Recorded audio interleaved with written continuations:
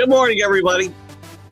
Keith Engle for TGI Sports Talks. Jack and Keith's Weekend Playbook. My partner, Jack, is in the dark here. Jack, check your camera if you could, if you can hear me, and or pop in and pop back out. There's something that went wrong here. I'm going to pop in and... Yeah, pop back out. So, Jack, I'll be back with us. Sorry about that, guys. A little technical difficulty. Start the show. Welcome, everybody, on Facebook, YouTube, Twitter. And let me put Jack out here for a second. And we're live here as part of the McGrath streaming podcast project. We're happy to be there. Hope you guys all had a great Christmas, Kwanzaa. The end of Hanukkah was earlier this week. Whatever holiday you celebrate, we hope you did it safely and made lots of memories with your family and friends. We're still waiting for Jack to get back on camera. You know what happened? He shows up on camera in the green room, but not on camera. I don't know if I did something to Jack or not. Let me just see. I'm looking to see if I did something to Jack. His camera is off. Well, this will eat up some time this morning. That'll be fine. Jack, I'm going to send you out maybe and bring you back in. We have some problems sometimes with the, and I apologize, guys. Day after a holiday, you know, things are going to happen. So in any event, let me get this back to full size. We'll try to get Jack. I'm going to boot you, Jack. So we'll boot Jack for a second. Let him come back. We're going to talk some football today. We welcome you and your comments. Obviously, sorry for the slow start to the show this morning, guys, but what can you do? There's Brian. Good morning. Brian's familiar with technical difficulties, right? We're going to talk about your Lions, unfortunately. Oh, MSP, you're killing me. I'm just kidding. The McGrath streaming podcast. Seems like we have to have a network or something in there because, again, we have, well, maybe we don't. TGI Sports Talk is part of the McGrath streaming podcast, so I guess we'll say that way. But you see our new logo. Brian is going to be sending me a new intro at some point to play, and we'll have some fun with that. Lots of NFL news to talk about. We had, wouldn't it seem like big games yesterday? But they were. Lions find themselves eliminated, and the Packers find themselves in. Jack is back with us, I think. There's Jack. Good morning, Jack. Good to have you with us. Good morning. Have a much better backdrop. I think the backdrop I had before, the sun was coming down and threw everything out of whack. The whole thing went black. I don't know why. There was nothing. We couldn't even see anything. So, but I could see in the green room. I don't know why. But anyway, Jack's with us.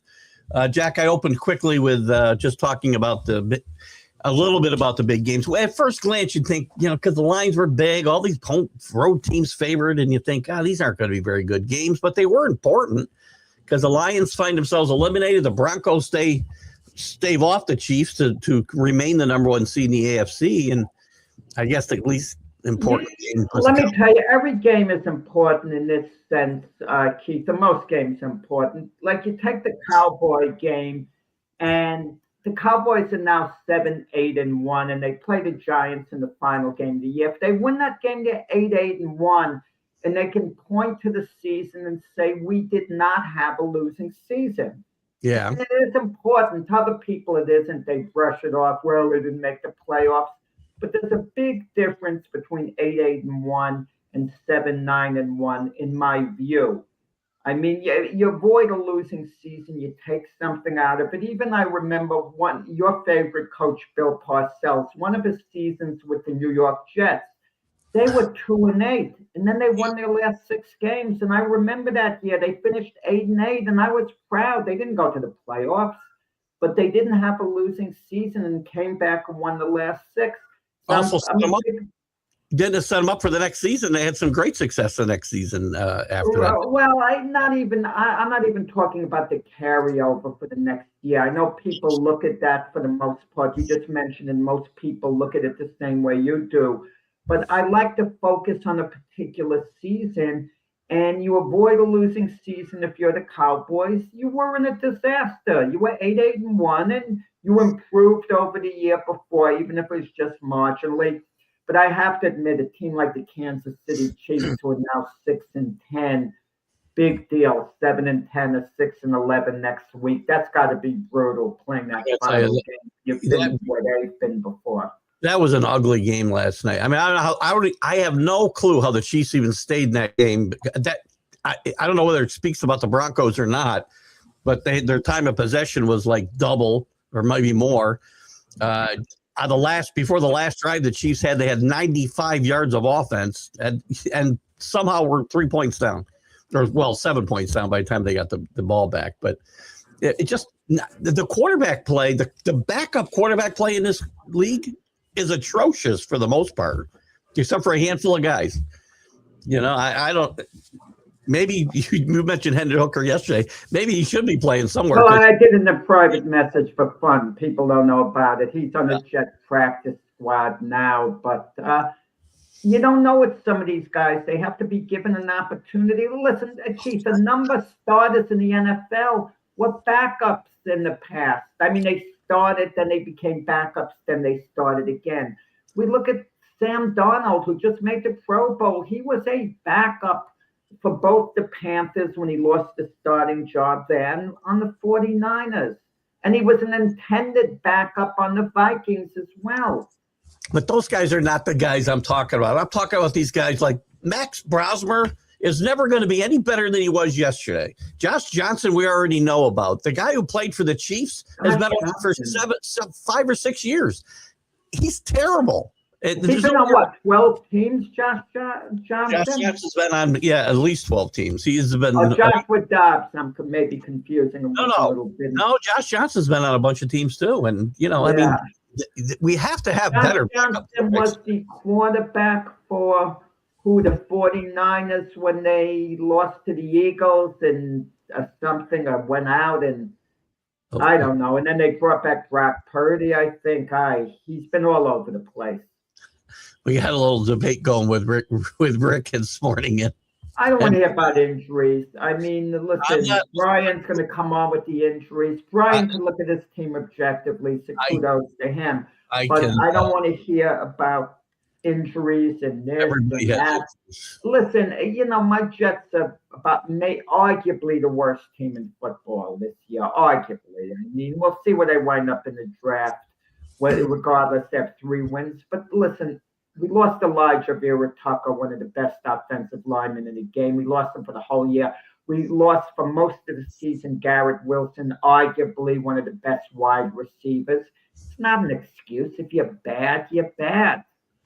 You can't turn the ball over 6 times in this league and expect to be competitive. You just can't. I mean, this has been a bad year. I think the Lions still, and I don't think people think the window's closing out, and I'll give the Lions this much and their coach this much. I don't think the window's closed. I think they got to retool a little bit, fix that offensive coordinator position. He can't call the plays. Goff is still, I know you and I were talking about it earlier, and I think he's a little better than you think, but he can still be a winner in this league. He's been in a Super Bowl, not with the Lions. And they lost 13-3 that game. He didn't do because it was totally ineffective. Played the best team. Goff is a good quarterback. Let me say he's a good quarterback, but certain quarterbacks are going to go out and they can win you a championship. They have that upside. Goff doesn't have that upside. Goff can manage the game. And you can win with him. Absolutely, you can win with him. But he's not an elite quarterback. He's not one of the top 10 starting QBs in the league. Now, amongst the top 10 QBs in the league, some of them switch positions. They play well. They get in the top 10. They fall out of the top 10. They go back in the top 10. I'll give you an example.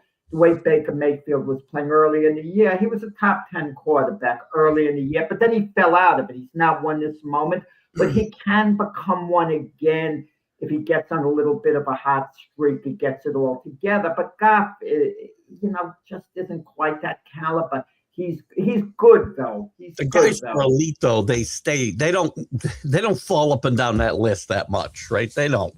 Tom Brady didn't go from 1 to 10. No, listen, Lamar Jackson at this particular moment isn't one of the top 10 quarterbacks in the league the way he's been playing, but he'll get there again, and be elite. If we mean at the moment, yes, guys go up and down. But when you're looking at them overall on the basis of what they've done and what you expect them to do, Lamar Jackson's still, one of the highly Yeah, well, Lamar Jackson will go out and win your games. Guys, I don't want to hear about that being a top. And I'm not the biggest Jackson quarterback or either. But, and don't flash numbers in front of my face. Well, he's done this, that. Well, even then, there's James with us this morning. Goff is not the problem. Ineptitude on the offensive play calling is. I don't. If you saw some of those throws by Goff, he was a problem yesterday. So let's not take the blame off him. Good morning, Nick Bodkins. You can check out Nick's stuff over on Let's Talk Sports. You can see streaming with some of our other favorite groups at the bottom. Good morning, Nick. Good to have you with us. Hope you had a good holiday. Brian says, in saying that, Jack, it takes a team to win a Super Bowl. Don't disagree 100. Well, I agree 100%. It is, but you need a quarterback. Obviously, it takes a team to win a Super Bowl. I mean, but quarterbacks do go out and win games. And I could tell you, Keith, the greatest quarterback performance I ever saw was Tom Brady against the Falcons in the second half when he got in that zone.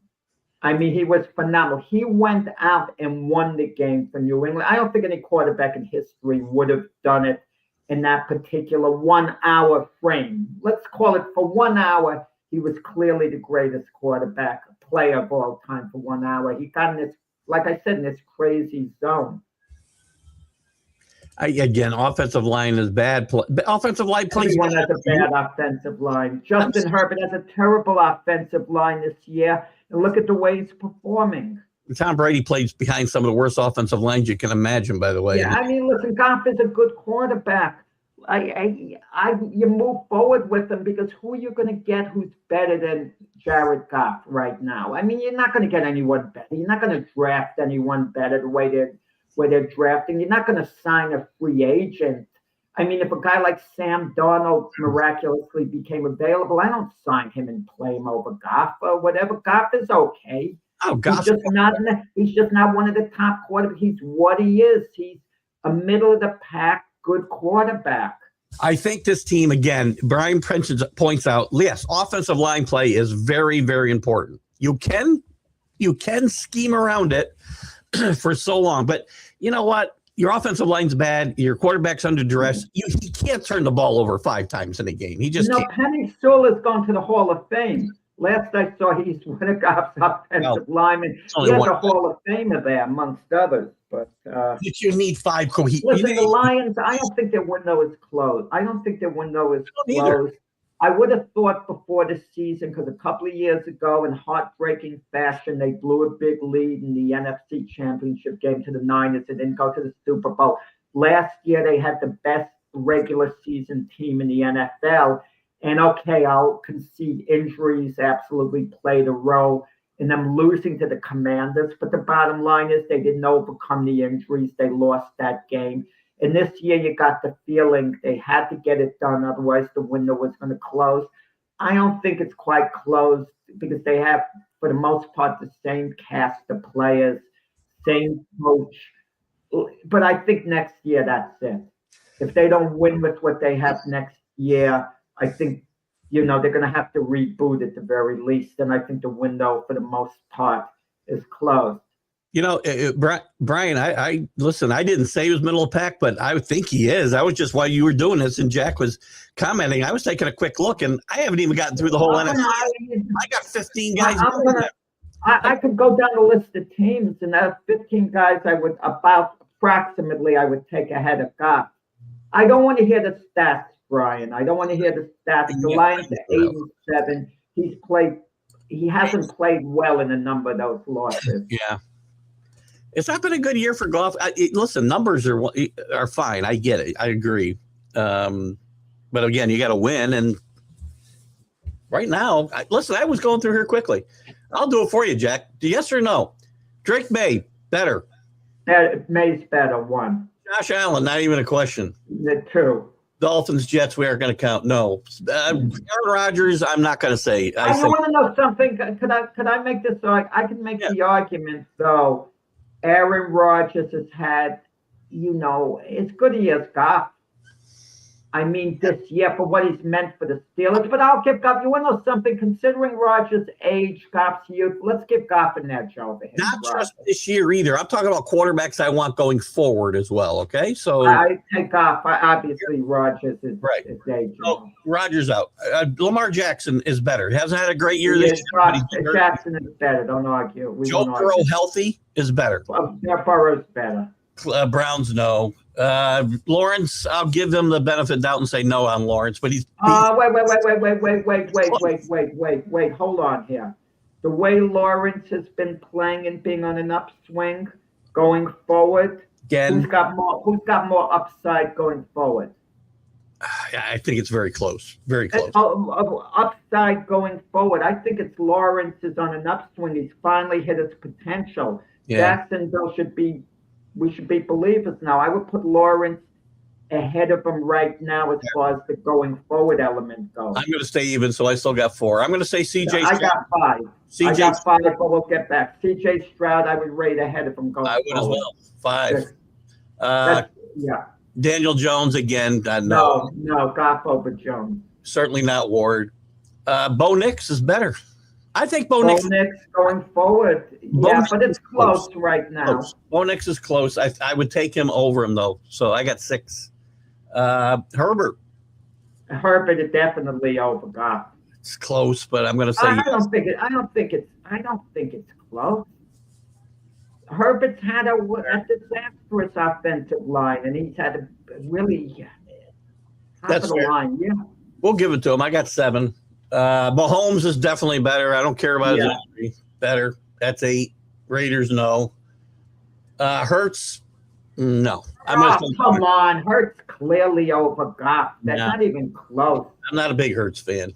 Well, the man was a Super Bowl MVP. Look what he's done. Trent Dilfer won a Super Bowl, too. Oh, it's easy. Hurts easy. I got 10 so far. Come on. Get out of here.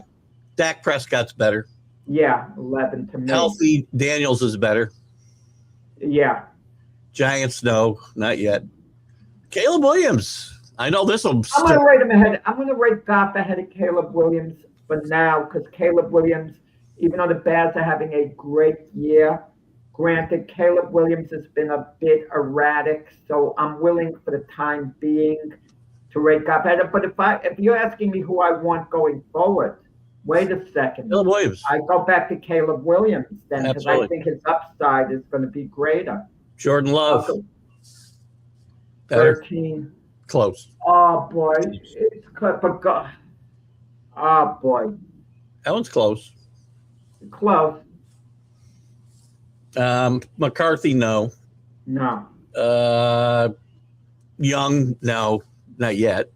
But he's getting better. These guys are catching up. They're catching up. God, as good as he's ever going to be. And these guys are getting better like Caleb Williams. Baker Mayfield, I'm not going to say yes. I'm not going to say yes on Baker. You want to know why? Because he has not played well at all the second half of the season. He was great the first half, not the second half. So Goff has been at least more consistent. Falcons and Saints, no. Seahawks, Sam Darnold is an interesting. I'll rate Goff ahead of Darnold. It's an interesting case, but I'll agree with you. Brock Purdy. I rate Purdy ahead of Goff. I'm very high on Brock Purdy. Very high. And Stafford. I got 15 guys at my end, but I lost count. But I've got him in. But he's good. Goff is good. No one's putting him down. Goff is a good quarterback. I don't know why 14 or 15 is that bad when you got a bunch of really good quarterbacks. But I will say this. Let's say hypothetically Goff was a free agent and he signed with the Jets. Obviously, he would be a major upgrade by far of anything he had. But he would remind me a little of the Neil O'Donnell signing years ago. I don't think it will work out. And I know I keep going back to the Brady comparisons, and it's not fair, right? But Tom Brady played, and Tom Brady is not a scrambler by any means, or was. You might see him back based on Rivers' performance, but I'm kidding. But he'd overcome some of that. Go back and look at some of those atrocious offensive lines he played in the middle of his career. They were horrible. Let me go another thing. Yesterday's game, big game for the Lions to stay alive, to give any leading playoff hopes, a chance. Good quarterback play could have won the game for the Lions. A major reason they lost was poor quarterback play by Goff. It was that simple. 100%. It's a team game. But Goff played a big part in the loss. You can't excuse every bad game. And by the way, this isn't the first. He's had these types of games when his offensive line was perfectly healthy over the years. He throws these games in a couple of times a year. Let me tell you about a stat. Stats matter to an extent. I agree 100%. Total wins. But Peyton Manning set a Super Bowl record for completions when they got routed by the Denver Broncos. When the Colts, by the Seahawks, when he quarterbacked the Broncos and they lost badly to the Seahawks.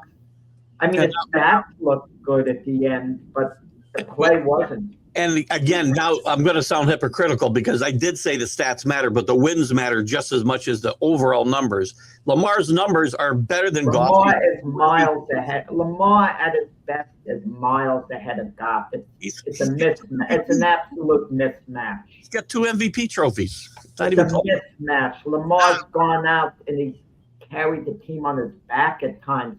And Lamar Jackson is the greatest running quarterback in the history of the NFL. Now, Goff has had a little more playoff success than Lamar, but you can argue this year. You can argue that Jared Goff has been better than Lamar Jackson. Lamar Jackson's been hurt; he hasn't been himself this year. Brian, let me be clear. When you say Burrow, you get and maybe even Josh. So you're telling me you're rating him third. Maybe even Josh. Right. Discussion has to end on that. I mean, you got to be a little objective. Maybe Josh Allen. Yeah, we are. Morning. You sent us down this rabbit hole here, Brian. Goff is best. Yeah, I don't know why. Yeah, listen. This would have been good if we have a market in Detroit. People in Detroit. They think we're a Detroit show. I mean, if someone just tuned in, they wouldn't know. Well, actually, we've been anti-Goff, so we wouldn't sound like a Detroit show, would we? No, I'm not putting Purdy ahead of. I do. Look Purdy was hurt early in the year. He has it all together again. They nearly won the Super Bowl with Purdy. He put the 49ers ahead. Had the defense held on the last possession, Purdy would have maybe been Super Bowl MVP, and we'd be looking at him in a different light. Listen, Brian, my comparison, you're right. Tom Brady would get rattled when his offensive line was bad and he get hit in the face a couple of times. He would get rattled. Everybody does. But they found a way to scheme around those bad offensive lines, and you can't just dismiss the fact that the Lions have not been able to do that the entire year. You can't just ignore the fact they haven't been able to do it. Whether it's 8-7 after 15-2 season, we knew that Lions were going to fall down a few games. We were looking at maybe an 12-5, 11-6 season, but 8-7 and missing the playoffs. It gets too talented for that. Yeah, and Brian, I'm not dismissing the fact that you paid attention to this, and as we all have. Listen, I watched the greatest quarterback of all time play for 20-plus years, and Goff is okay. He's good. He's really good. He's not top 5. But look at his weapons. He has so many weapons. You complain about his offensive line. Most quarterbacks don't have the weapons that Goff has.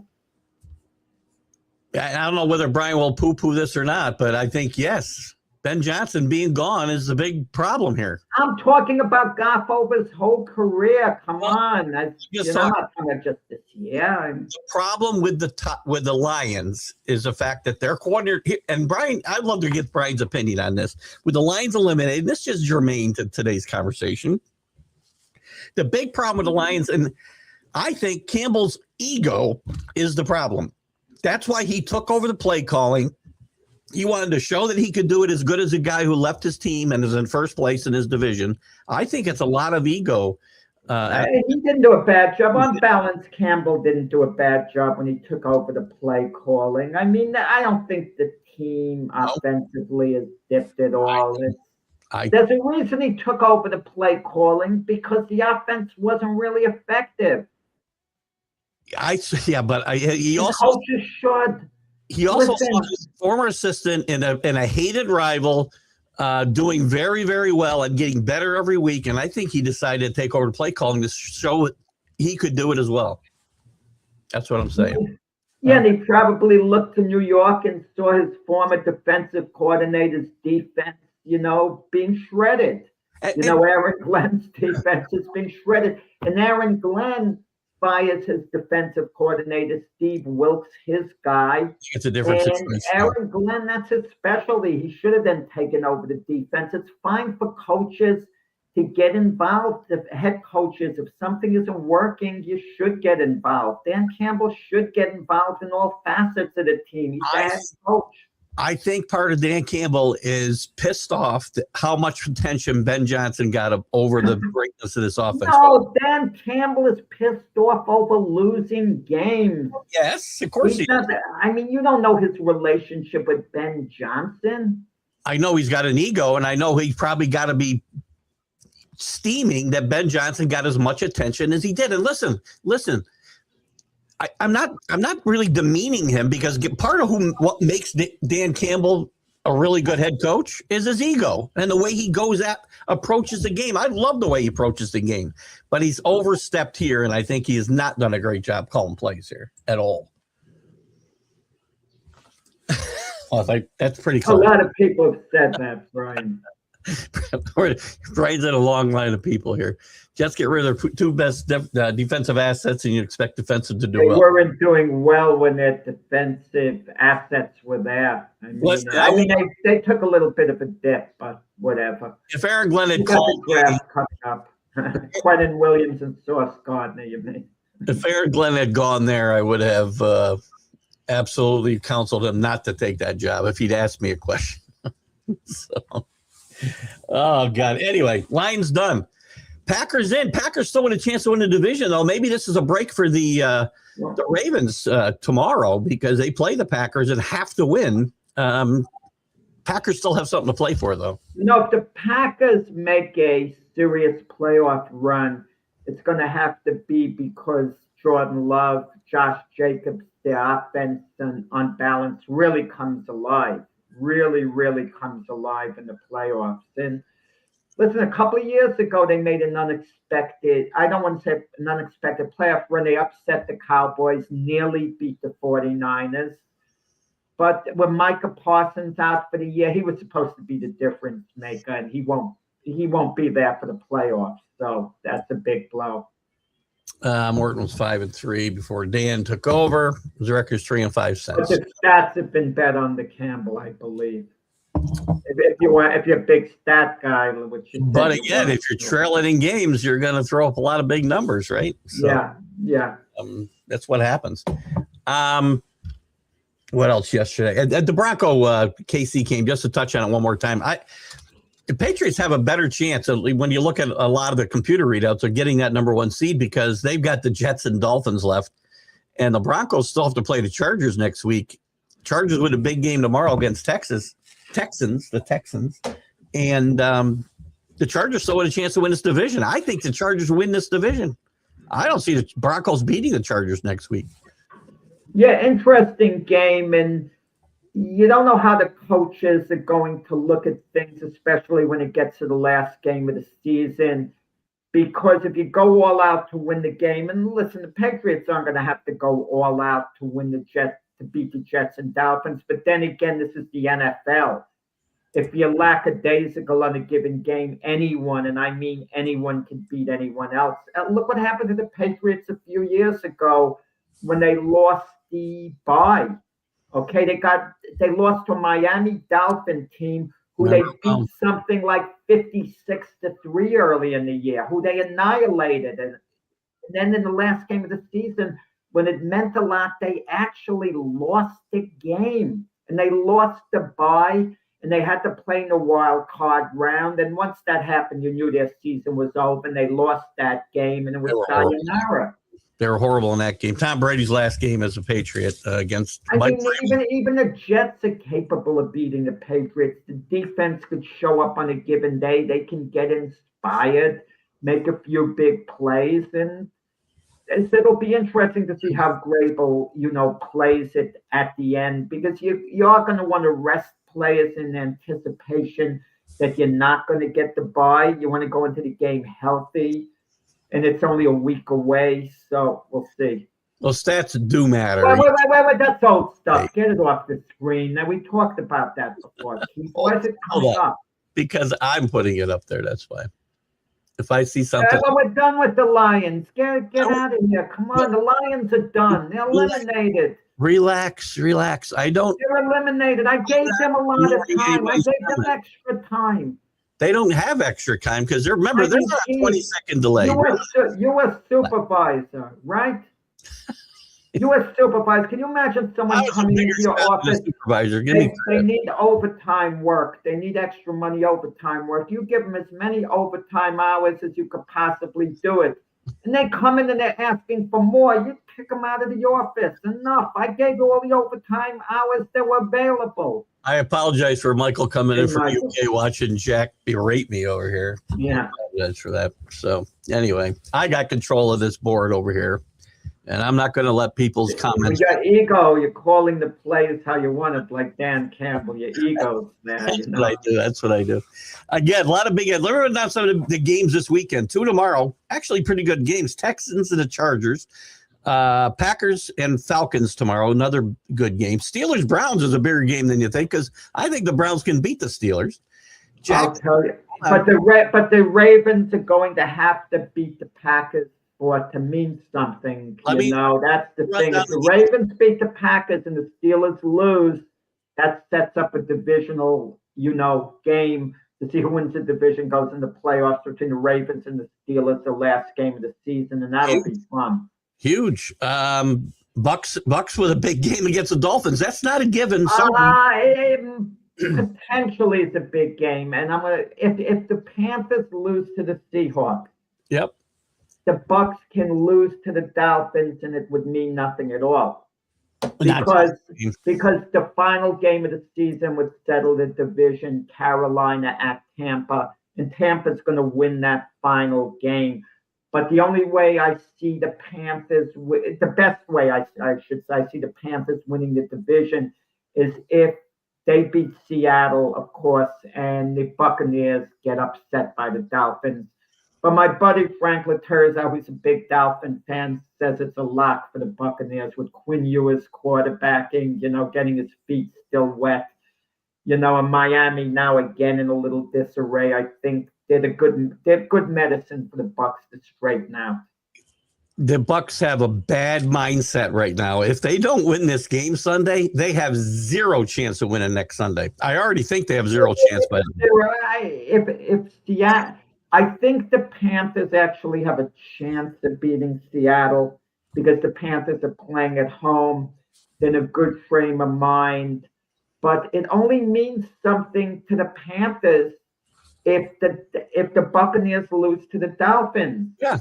If the Buccaneers, the Dolphins, Panthers, no, they don't have to beat Seattle. It's not important. It means nothing. Let's not give Sonya excuses for Seattle getting spanked on Sunday, okay? No. The Panthers could beat the Seahawks 41-14, and they could be celebrating. And the Buccaneers could beat the Dolphins 13-10, and they'll be licking their chops. The Panthers happy. But then all of a sudden the realization sets in. They have to win at Tampa Bay the next week or their season's over. Listen, I want you to remember that I told you 2 weeks ago, if the Bucks didn't beat the Panthers the first time, they wouldn't beat them the second time, and they may not win another game.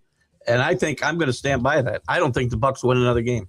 The Buccaneers are the equivalent of the giant team that beat your Patriots in the Super Bowl. They were 7-7, and then they went They won their last 2 games, but to go 8-7, they needed Tony Romo to miss a wide open receiver with a pass, which would have nailed down the Dallas win and eliminated the Giants. They don't have that giant defense. They don't have a lot of things the Giants have. They'll get it together. They've lost a lot of close games, but we won't get the answer this Sunday unless somehow the Buccaneers shockingly lose to the Dolphins and the Panthers beat Seattle and the Panthers win the division, but that's not going to happen. Jack's found some good stuff in Florida. I don't know what's going on today. Jack knows what he's talking about some of the time. We got to get listen. Michael was watching a documentary. He says about Emmitt Smith or I guess it was about Barry Sanders. Emmitt Smith won the all-time. We'll just throw this in here as a byproduct. If Barry Sanders kept playing, he would definitely be the all-time rushing leader. Barry Sanders didn't care, like if you saw in the documentary, about records at all. They meant nothing to him. No player had less of an ego than Barry Sanders. But I will say this, as a pure running back, Barry Sanders was as good as anyone. He was better than Emmitt Smith. If you're asking me who was a better player, all due respect to Emmitt Smith, who was a great player, Barry Sanders was better. The question is, if he continued to play, would he be the all-time rushing leader? The answer is easily yes. He retired. The year he retired, he had 2,000 yards rushing. More of a question is, had the Lions had a better team, and I know they went 1 year to the NFC Championship game, but had they had a better team on balance, had they been contending for the Super Bowl more years, would Barry Sanders have stayed? And chances are he would have.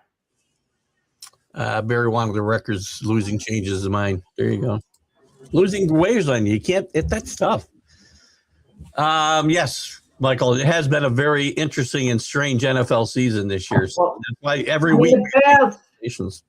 The Bears didn't surprise me in the sense I thought they'd have a winning record. I thought the Bears would have double-digit victories this year, and I wasn't sure whether they'd make the playoffs. I thought they and Green Bay would be kind of battling for a wild card spot, and that's kind of close to what's happened in a sense. The Pats have been a surprise to me. I thought the Pats were 1 year away from being a playoff team. I thought what they're doing this year, they'd be doing next year, but not quite as well. But I thought they would be a playoff team a year from now on the Graber. But this year, I thought it was a transition year.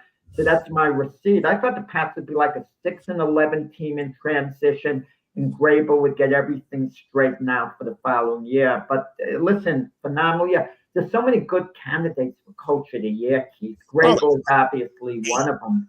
So many good ones. Yeah.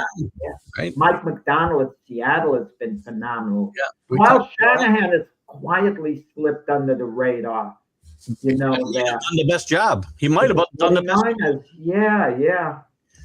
Listen, I'm Liam Cohen at Jacksonville. I mean, come on. Can go on and on. Yeah. Hey, listen, the Patriots, they need to win again. The Jets and Patriots, it doesn't look like a great matchup, and it probably won't be, but Patriots can't slip because they need to win out. They can't win any tiebreakers with the Chargers for this best record in the EFC, so they've got to win out and hope the Chargers lose. The bar is so big, Keith. You need to win 2 games instead of 3 to go to the Super Bowl. And you're guaranteed to having your games at home, so you don't have to travel. The players have that stability. It is very huge. I'm pretty sure almost every Patriots Super Bowl win traveled through Foxborough. I'm almost positive. They didn't. They may have done it once on the road. I don't think they did it any other years without a bye and the home field. Listen, I'm confident in the Patriots. I made a future bet on them to win the Super Bowl yesterday. They're plus 2,200 still. They're like the 7th choice. You don't want to play. It depends where you're playing the game as well. If you're the Patriots, if you're playing somewhere, they wouldn't be playing at Buffalo this year if that matchup happened. But going to Denver, it's a tough place. Denver's a tough place with the altitude and their fan base and playing a Sean Payton team. Very tough. You're going to want that game at home. Patriots have lost a bunch of playoff games up there over the years, I can tell you. Danny, yeah, go back and watch the first 40 minutes because we argued about the Lions for quite a bit. So anyway, we'll move on from that. But good morning, Danny. Good to have you with us. Chargers are going to lose at Denver. Book it. I don't know. Not that Bronco team I watched play yesterday or the last 2 weeks. They are not very good the last 2 weeks. I don't know what it is. There's something missing there. I don't know what it is. But again, let's move on a little bit. And we'll talk some NBA because Jokic went off yesterday. 56 points and a triple-double, 16 rebounds, 15 assists, 18 points, a record in overtime. And he carries the Nuggets to a overtime win on Christmas Day. Great performance. He continues to amaze me. Ken, when we talk about historically centers, is Jokic, I'm asking you, considered still to be a center? I mean, if you're giving him a position, he's a center. Yes, but when we talked about Jabbar, Chamberlain, Russell, Olajuwon, O'Neal, we talked about them being centers, pure centers.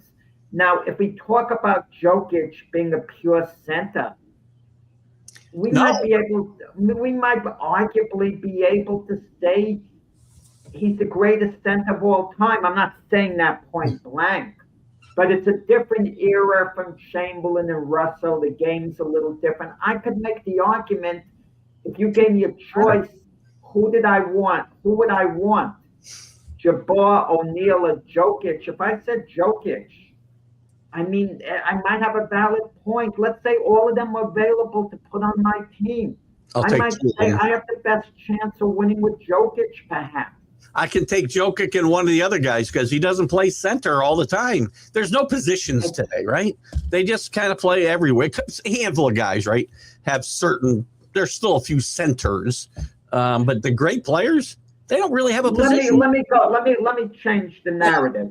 If I had to give you a list, and he's still in his career, still basically in his prime, the top 10 NBA players of all time, you could actually put Jokic in the top 10 without anyone arguing that much. They could disagree and not have him in their top 10, but if I put him in the top 10, no one is going to get into a vehement argument. Are you crazy? How can you do that? And I don't know if he's there just yet, but he's close. He's close. Yeah, I mean, I'm not saying he is, he isn't. But the point, you know, it's not like really that arguable about it. He's great. What if I eliminate and I just take Jokic's era? I can say he's the best player of his era. Would I get an argument? Yeah. You know, when Jokic won those couple MVPs earlier, people were saying they didn't want to give him a third MVP because that would put him on the Mount Rushmore status. Okay? But now he belongs, basically, we're going to see he's going to be a Mount Rushmore player. Well, you can only have 4 guys on Mount Rushmore, unless you're going to make the mountain a lot bigger. You can only have 4 guys. You know, it extends. I mean, people forget, and there's certain revisionist thinking. Obviously, you go Jordan, LeBron, but the games are different. Look what all that Russell did, that Wilt did. Well, Brian's a good one. Top 5 in this century. There's no argument in my mind. He's top last 25 years. He's the best player of this century. I could say, well, you got LeBron. If I have a choice, LeBron and Jokic, you know, I got to lean towards LeBron. It might be LeBron and one and 2 probably. Great point. For whatever reason, LeBron's not in my head today. Shaq versus Jokic head-to-head. That's a great one, actually.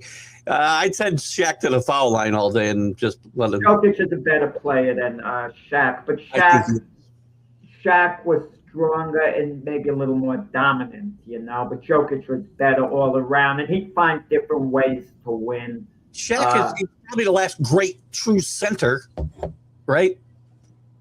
I mean, Jokic, again, isn't a true center. He's a basketball player, which a lot of guys are. They're just basketball players today. They don't have a position. Shaq still had a position.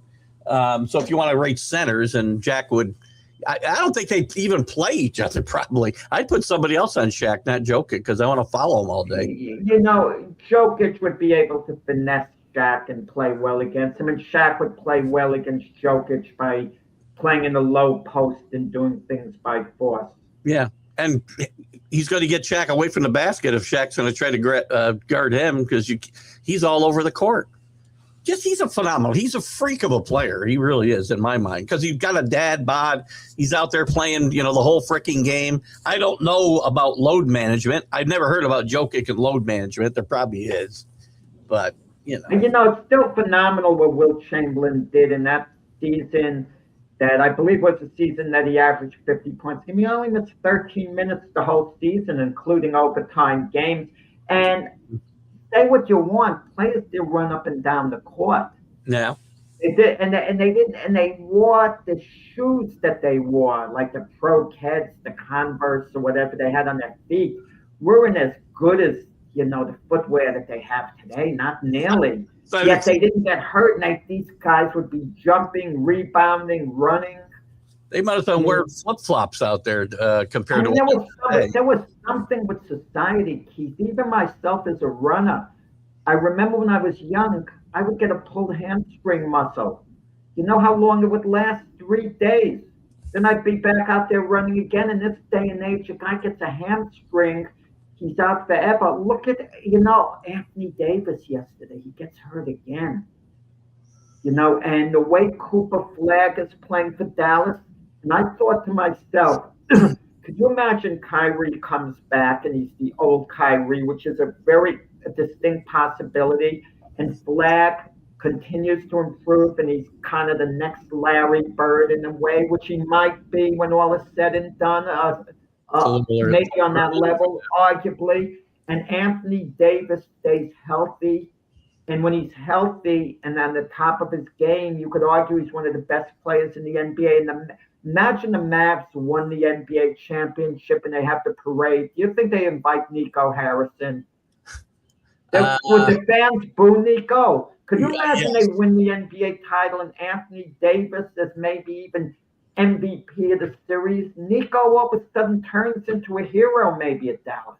He's never going to lead them to a championship. He can't stay healthy. That's a that's a good line. I like that. A great one. And by the way, to be clear, I made it clear Jokic is not a center in my mind, and he wouldn't if he played against that Rocket team. He wouldn't play against Hakeem because he's not. J Train isn't with it. No one tears Jokic apart. That's foolish. I mean, no one. Jokic is great. No one dominates Jokic. You could say someone's better than him if you want, but no one dominates. I will agree with James here. If Jokic had to match up with Hakeem for 48 minutes, he'd get destroyed by Hakeem. Defensively, he'd get destroyed. That's all I'm saying. But that wouldn't happen because again, I don't even know why we have positions today. Because he's not a center. He doesn't play like a true center. So I can't call him a center. I'm not calling him one of the greatest centers of all time. I'm saying he's one of the greatest basketball players of all time. That's it. Okay. And also in the NBA yesterday, the Knicks, we haven't talked a lot of NBA, but the Knicks are playing pretty good basketball. They come down for 16 down with 8 minutes left yesterday. They've taken on a new offense, new players. What a comeback yesterday with their bench giving them that energy. They were down 17 points in the fourth quarter and came on and won. And, it wasn't because of Donovan Mitchell with the Cavs. He laid it all out on the line. And, one of his dunks yesterday electrified the crowd and his own team. But, the Knicks came up big. Even though it was the Knicks bench that contributed mightily to them winning the game, Jordan Clarkson, coming off the bench. And I'm having a brain cramp over the other kid who was phenomenal. Oh, boy, little brain cramp here off the bench. Jalen Brunson, is it about time we start calling Jalen Brunson one of the best players in the NBA? We never seem to put him in that category. Past time. Like if I, for example, everyone pays attention to an Anthony Edwards, what he does all the time. Is it fair to say that Jalen Brunson is better than Anthony Edwards? I think he is. I have for 3 years now. I mean, But again, why are we fascinated with Anthony Edwards all the time and these other guys? The Trey Young, the Maxis, and a whole bunch of them like that. But is Jalen Brunson the quietest superstar in the NBA? 100%. I can't believe he plays in New York and gets as little Yeah. attention nationally as he does, because he's an MVP candidate. He was last year. What's revealing? SGA with OKC. He said after yesterday's game, the Spurs beat the Thunder again. They've beaten them 3 out of 3 this season. And he says, when a team has beaten you 3 times in a row, they're a better team than you. Wow. And SGA not long ago was talking about the Thunder breaking the NBA win season record, of 73. And now he's thinking, we're not even the best team in the NBA right now. We've got to figure out a way, even though we're the defending champions, we've got to figure out a way how to be better than San Antonio because they're better than us. Yeah. James is right. When it comes to the Knicks, the playoffs don't matter. Yes, it matters. Coaching, the players are, and there are some new names in there, by the way. It was Clarkson and Kolek are the 2 guys who picked up. Kolek, that was a brain cramp. Marquette. I loved him. Kolek also being a white kid, the dark hair added to his charisma with the crowd. They're not used to seeing like a white guy like that, making all those great plays, hitting the shots and back forth. And wait a second. But Keith, the Knicks won the Commissioner's Cup. They could hang that, a banner. The Commissioner's Cup champions. They're not hanging a banner. Not hanging a banner. It will. What is worth more, Keith? You're a college guy. The NBA's Commissioner Cup or winning the NIT basketball tournament? What has more prestige? They're both irrelevant. We're on to something else because who cares? Nobody cares about either one. I don't know who cares. Anybody who really cares about the NBA Cup? I just have to. So what would you rather have, Keith? Get in the NCAA tournament, get eliminated the first game, and not be invited to the NCAA tournament and win the NIT tournament. NIT champions are first game elimination in the NCAA. First game elimination every time. Every time. The only plus to go to the NIT is your team gets to keep practice, and that's it. There's no other. I mean, it's sad because that was a really big tournament at one point. It was bigger than the NCAA tournament at one point. But it's really sad what's happened there. But as the NCAA tournament keeps expanding, that one's going to get less and less relevant. Which I don't know if it can get less relevant. So, what else? Edward, I just want to say quickly. I went to as you know, Keith, this past Tuesday to the Boca Raton Bowl. Louisville and Toledo. I love the college atmosphere there. Louisville won 27-22. It turned into a great game. Toledo waged a comeback, but couldn't quite come all the way back. Game was a lot of fun. I love the college atmosphere, Keith. I've never been to a college bowl game before. I was at an Army-Navy game long ago, so on. Those are college games live are more fun than NFL games going to live. I have said this for years. The energy level is so much different on Saturday than it is on Sunday. You weren't even on a campus. You go to a campus, it's like ramp that up by 100. And you talk about Army Navy, you're close enough. If you haven't been up to West Point to go to a game, you have to go. You have to go. I don't care who they play. You got to go one time to watch the pageantry. The cadets march in the stadium. It's awesome. And that's not the highest level of college football. This goes on everywhere in college football, not just the big schools. You go to Division II, the FCS, the Division II schools. You get to see the same type of atmosphere on every one of these campuses, and the NFL will never have that, never. And now the NCAA is doing the best they can to ruin that. Hopefully that energy doesn't change. If it does, I'm going to have a hard time sticking with the game. You mentioned the NFL. Charles Barkley criticized the NFL for being selfish and putting their games on Christmas Day opposite the NBA's Christmas games. It's their business. It's a business, Charles. I mean, come on. There's people watching. Danny has not watched one meaningless bowl. You know what? Neither have I, Danny. I've watched bits and pieces of it. And it actually brings me to a question. Do we have any interest? There's a couple of decent games coming up. Penn State, well, I shouldn't say good, interesting. Penn State plays Clemson in the Pinstripe Bowl. Georgia Tech plays BYU this week in the Pop-Tart Bowl. Virginia, Missouri, LSU, and Houston. No, Penn State and Clemson, two major names in college football who had disappointing years.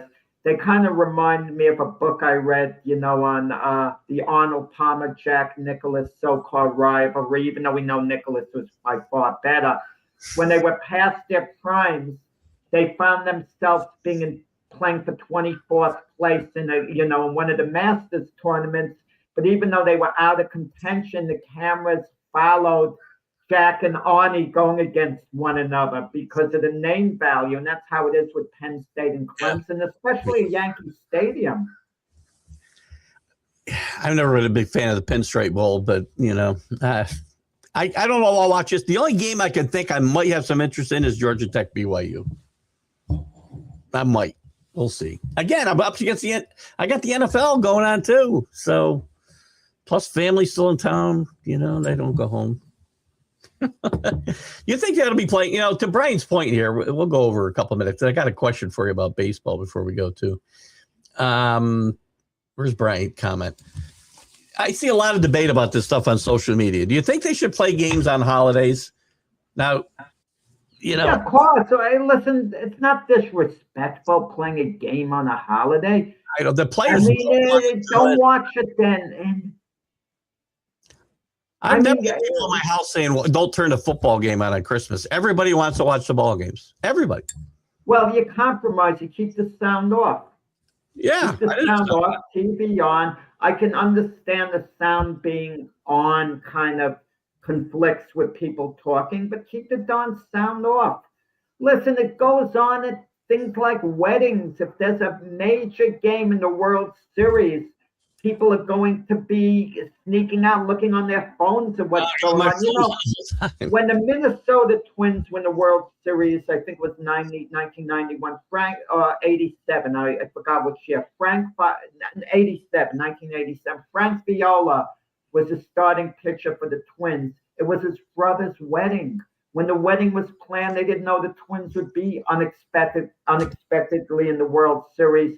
So Viola's brother's wife would not allow any TVs to be in the ballroom in the hotel where people couldn't have access to it. But people were on their phones getting reports what Frank Viola was doing, and there was a buzz going on. Yeah.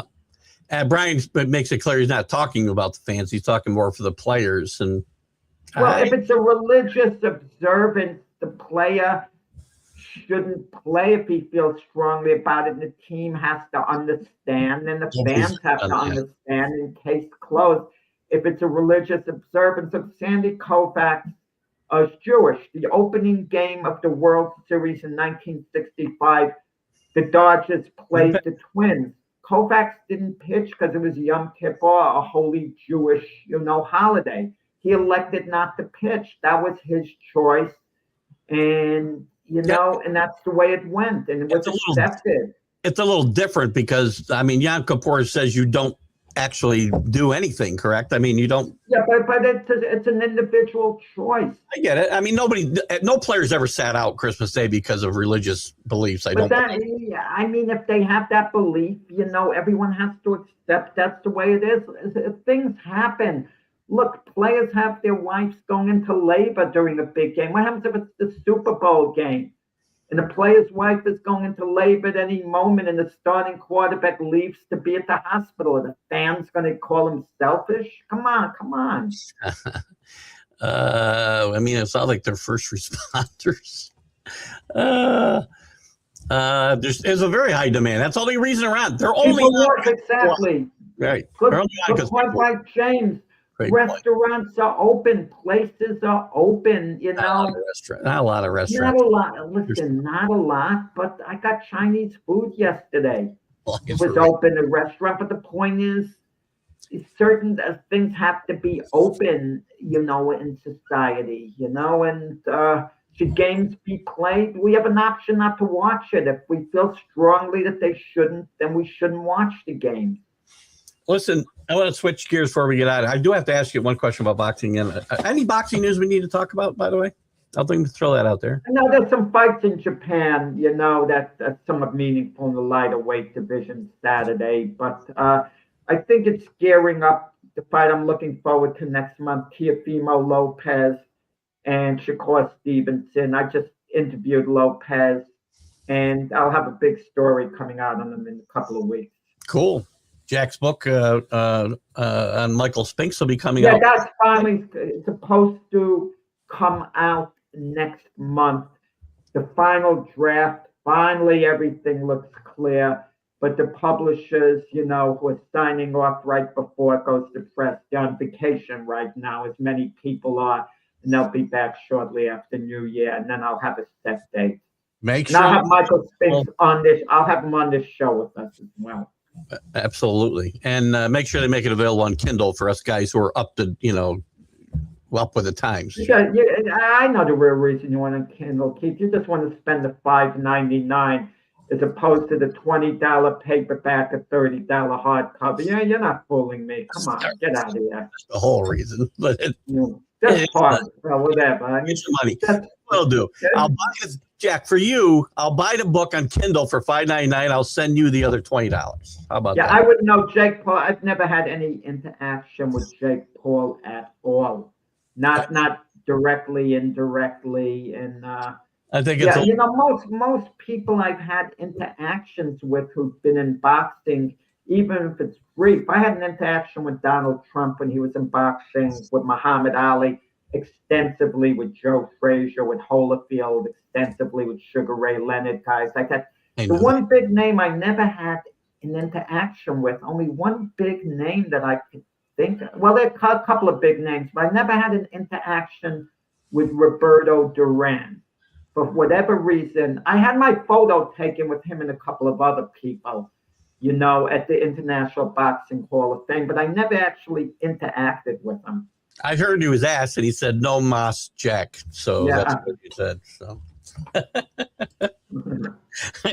save money for a grits. I can't afford $20 for a book. Keith cuts corners. Keith would have to be a good GM for a small market team. If you let Keith be a GM of the Yankees, he wouldn't know what to do with all the money he'd be allowed to spend. But for a small market team, Keith would be great. Just because of this conversation, I'm going to get my Kindle and I'm going to send you $20. That's what I'm going to do. So well, we'll see with Cody Bellinger. That's the big talk right now: baseball signings and all. With the one big thing, though, to me, a big thing. The Mets moving on from Jeff McNeil is very telling of what the problems are on that team in the clubhouse. McNeil seemed to be in the middle of every issue that went on in there. And was he just a cancer here or what? Because no, he only had a thing with Lindor. I didn't hear about anything else with McNeil. Did you? He had another dust up with Lindor this year. He also had. I can't remember now. And Lindor was also involved in this one. So I don't know if it's Lindor. I guess it came down to you're keeping Lindor, or you're keeping McNeil. I don't think it's even a question what guy's going to go. Yeah. Well, I don't know if it's that. But we heard Lindor and Juan Soto, they didn't get along that great. Yeah. And you kind of wondered, did Lindor feel threatened that Soto was all of a sudden becoming the man and this was his team? Because, Soto got along wonderfully with Aaron Judge. They got along really, really well. And there was no jealousy or any competition between the two. And Judge seemed very happy when Soto would be successful. And Soto liked Judge as a teammate. Even when he went to the Mets, he claimed that was one of his main guys who he loved, playing with. I have to feel like this was addition by subtraction, that McNeil, he didn't play well enough to warrant having a guy who seemingly is in the middle of a bunch of stuff in that clubhouse. Clubhouse matters, man. You can't, unless you're the Oakland A's or the 78 Yankees, you can't have a fractured clubhouse and really go out and win World Series. If you have the talent, you kind of can. But McNeil is a great example of get the money when you can. After he won the batting title, he could have tried to get more money, but he signed a 4-year deal. Total of $50 million. It was actually 5 years, $63 million, but the Mets only had to pay him for 4, and there was a buyout, and with a total 50 million, 12.5 million a year. If he didn't do it, he would be making substantially less. So it's an example of when you can get the money, even though you think you could get a lot more later, maybe take the money when you can. Look at the case of Aaron Hicks, 10 million a year for 7 years. At the time he signed it, the thought was, wait a second, if he goes free agent, Aaron Hicks could maybe make 14, 15 million a year. But he took the 10 million, and the Yankees thought it seemed, a good deal for them. And as it turned out, it wasn't. DJ Romeo, same thing, in his deal. So I think we all know how I feel about Aaron Hicks. But anyway, one more quick thing because I'm gonna be talking about this at least on my baseball show and my shows because it's a big deal to me. What are your thoughts on the WBC? I'm a big fan of the international play. I'm a big fan of this tournament. The Brian. The reason I bring it up is Bryce Harper committed to play. A lot of the big names in the U.S. have committed to play, including Aaron Judge. And I'm excited about this tournament coming up in March. And I plan on talking about it as we go forward. I wanted to gauge your thoughts on the WBC. I actually went to a game a couple of years ago in Miami, and it was, I'm thinking it was Dominican Republic against Israel or something, that game. I don't even remember the details. It was something like a 5-1 game, as I recall. It was an early round game, obviously, so there wasn't a lot of energy in the stands. Put it that way. Most of the seats were pretty much empty. But when you get late in the tournament, you get Puerto Rico against the United States or Cuba, the Dominican Republic, where you get two powerhouses against one another, and you have the familiarity of the major league players, it got me to thinking something that we got to talk about another time. I want to go over assemble the greatest major league team of players, position for position, who never won a championship. And to see if that team would be as good as any other team. And even the outfield, I'm thinking, Bonds, Griffey, Trout, and Judge. One of them was going to DH for you. That's like a phenomenal lineup. Mattingly at first base. Now I got to start thinking a bit more with catcher, third, short, second. Who are the greatest position players who never won a championship? I thought a shortstop, Ernie Banks, but I don't know how good he was defensively, how he's in this day and age. Not great, but he would be. No, then I wouldn't want him as my shortstop. I wouldn't want him there. You got to have defense at shortstop. Well, Jack, start thinking about this because I just jotted down. We're going to have to put a few shows together when I go away at the end of January, and that'll be one of the shows we do. I just wrote it down. So and then you compare them to the greatest team ever and put players there who've won championships. And, I wonder how it would stack. The outfield I gave you and the DH would stack up against anyone. There's a lot. You're going to find out. There's a lot of great names never won World Series, and this will be a fun exercise. I'm looking forward to it. No. Ted Williams got to be my DH. Come on, are you kidding me? Not Aaron Judge. I played Judge in right field. He gets eliminated. Trout, Bonds, Griffey, man. A lot of great players. Be fun. This is going to be fun. We'll do that for sure. Jack's got momentum today. We'll wrap up with that. Good job. Thank you for getting momentum in there. We hadn't made it for over an hour, so good job. Jack, great job today, and enjoy. And apologies to Jared Goff. It's not personal. I think you are a good quarterback, and I think you're capable of taking the Lions to a Super Bowl next year if the guys around you play, well also. So tear him and Brian down for an hour, and then there's nothing wrong with being the 15th best quarterback in the NFL. I agree. Nothing wrong with that at all. It's all opinion. That's why we're on. Brian said earlier, it's all opinions, and it is. That's why we're here. We all got one.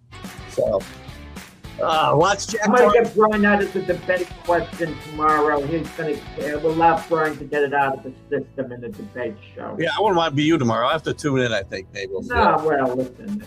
Anyway, but check the debate show tomorrow morning. Check out Sunday Stream of Consciousness. I'll have Well, the big football show actually at 8 o'clock Sunday morning, and then Stream of Consciousness directly following it. For me, guys, we'll have a lot of fun again this weekend. Lots of sports. Have a great one. Enjoy the snow, and Jack, you enjoy the lack of snow. Have a great weekend, guys.